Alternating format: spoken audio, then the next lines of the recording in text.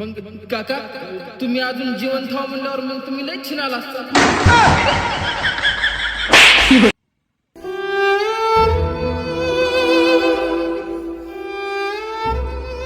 ओ भैया एक वडापाव एक चहा द्या बरं.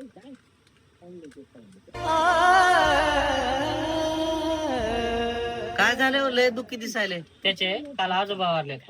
अर एक मिनिट थांब, त्याला जरा बोलतो बिचाऱ्याला. थांब थोडं. होय बाळा, लय उदास दिसायलास, नेमकं झालंय काय? आजोबा वारलेत माझे.